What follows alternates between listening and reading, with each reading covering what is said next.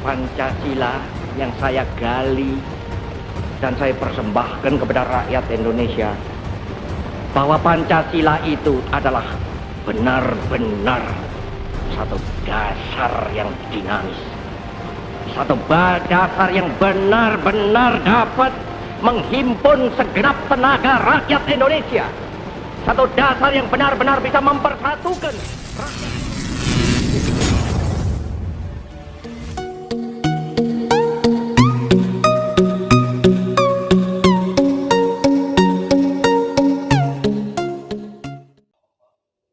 Pancasila sudah dikenal sejak zaman Sriwijaya dan Majapahit. Nilai leluhurnya telah diterapkan dalam kehidupan sehari-hari. Pancasila berasal dari bahasa Sanskerta, yaitu panca berarti lima dan sila berarti dasar atau asas. Pancasila berarti lima asas. Istilah Pancasila terdapat dalam Kitab Negara Kartagama karangan Empu Prapanca dan Sutasoma karangan Empu Tantular. Sejarah perumusan Pancasila sebagai dasar negara merupakan bagian dari sejarah perjuangan bangsa Indonesia dalam meraih kemerdekaan.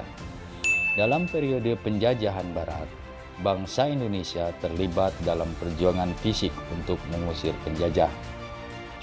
Perlawanan terhadap penjajahan Barat hampir terjadi di seluruh wilayah Indonesia, tetapi belum terkoordinasikan dengan baik dan bersifat kedaerahan. 20 Mei 1908, Dr. Sutomo mendirikan Budi Utomo yang merupakan organisasi pelopor gerakan nasional. Oleh karenanya, setiap tanggal 20 Mei ditetapkan sebagai Hari Kebangkitan Nasional. Perjuangan non-fisik mulai menampakkan keberhasilan dengan diselenggarakannya Kongres Pemuda yang menghasilkan Sumpah Pemuda tanggal 28 Oktober 1928. Pada penghujung 1944, bala tentara Dai Nippon Jepang semakin terdesak oleh tentara sekutu akibat rentetan kekalahan dalam Perang Asia Timur Raya. Perdana Menteri Jepang, Kuniaki Koiso, menegaskan Dai Nippon harus bergegas untuk menentukan nasib Indonesia yang cepat atau lambat pasti akan menjadi sasaran terkam sekutu. Koiso berpendapat Jepang sebaiknya memberikan kemerdekaan untuk Indonesia kelak di kemudian hari. Entah apa yang dimaksud Koiso dengan ungkapan kelak di kemudian hari itu. Yang jelas, Jepang tidak mau kehilangan Indonesia begitu saja, apalagi menyerahkannya kepada pihak musuh. Jepang setidaknya menjanjikan kemerdekaan kepada Indonesia sambil menunggu situasi membaik. Dengan janji itu, Koiso berharap tidak terjadi pemberontakan. Sebaliknya, rakyat Indonesia justru bisa dikerahkan untuk menghadang sekutu jika benar-benar terdesak. Apalagi Jepang sudah membentuk Barisan Pembela Tanah Air atau PETA.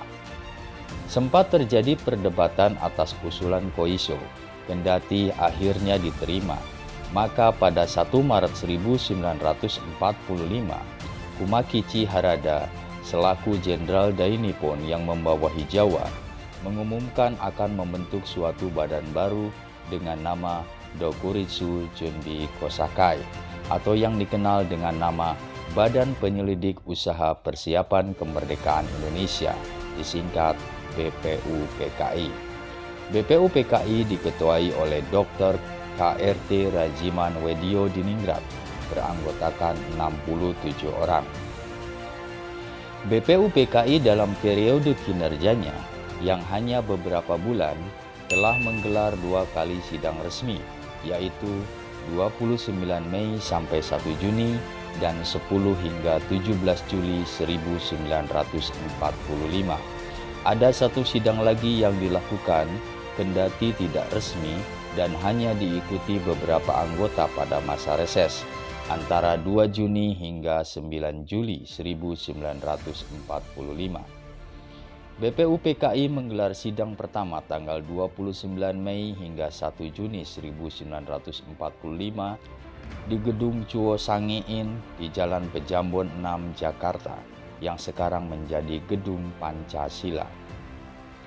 Sidang ini bertujuan untuk membahas mengenai dasar negara Indonesia merdeka.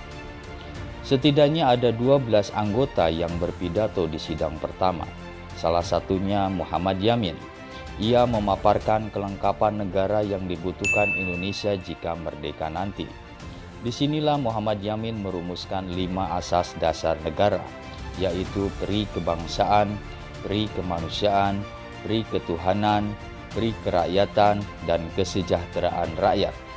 Pada hari ketiga sidang pertama itu, Mr. Supomo juga mengungkapkan rumusan serupa yang diberi nama Dasar Negara Indonesia Merdeka, yaitu persatuan, kekeluargaan, mufakat dan demokrasi, musyawarah, serta keadilan sosial.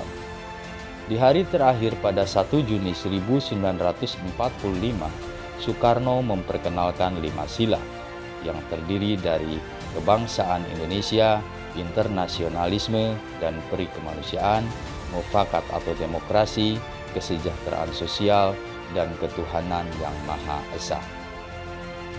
Hingga sidang usai, belum ada kesepakatan yang dicapai. Ada beda pendapat yang cukup tajam antara kubu nasionalis dan kubu agamis. Salah satunya tentang bentuk negara, antara negara kebangsaan atau negara Islam, meskipun hal ini bukanlah persoalan yang baru. Maka dibentuklah Panitia 9 untuk menemukan jalan tengah dalam perumusan dasar negara. Panitia ini terdiri dari Soekarno, Muhammad Hatta, Ahmad Subarjo, Muhammad Yamin, Wahid Hasyim, Abdul Kahar Muzakir, Abi Kusno Cokro Suyoso, Haji Agus Salim, dan A.A. Maramis. Setelah melalui pelbagai perdebatan sengit dalam perundingan alot pada sidang Panitia 9, tanggal 22 Juni 1945 lahirlah rumusan dasar negara Republik Indonesia yang dikenal sebagai Piagam Jakarta atau Jakarta Charter, yang pada alinea keempatnya terdapat rumusan Pancasila sebagai dasar negara terdiri atas 1. Ketuhanan dengan menjalankan kewajiban syariat Islam bagi pemeluk-pemeluknya. 2. Kemanusiaan yang adil dan beradab. 3. Persatuan Indonesia. 4. Kerakyatan yang dipimpin oleh hikmat kebijaksanaan dalam permusyawaratan perwakilan. 5. Keadilan sosial bagi seluruh rakyat Indonesia. Dalam perjalanannya, rumusan Pancasila akhirnya mengalami perubahan, tepatnya tanggal 18 Agustus 1945, sehari setelah proklamasi kemerdekaan. Sila pertama Pancasila berubah menjadi ketuhanan yang Maha Esa. Pancasila menjadi sebagaimana yang ada sekarang dasar negara yang terdiri dari 5 asas, yaitu ketuhanan yang Maha Esa, kemanusiaan yang adil dan beradab, persatuan Indonesia, kerakyatan yang dipimpin oleh hikmat kebijaksanaan dalam permusyawaratan perwakilan, dan keadilan sosial bagi seluruh rakyat Indonesia.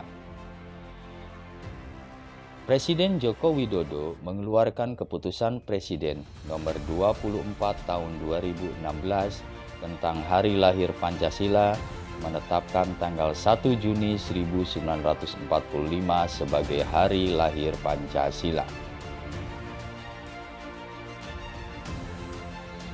Itulah Pancasila, dasar negara kita, yang harus kita junjung sebagai dasar kita untuk hidup bermasyarakat, berbangsa, dan bernegara.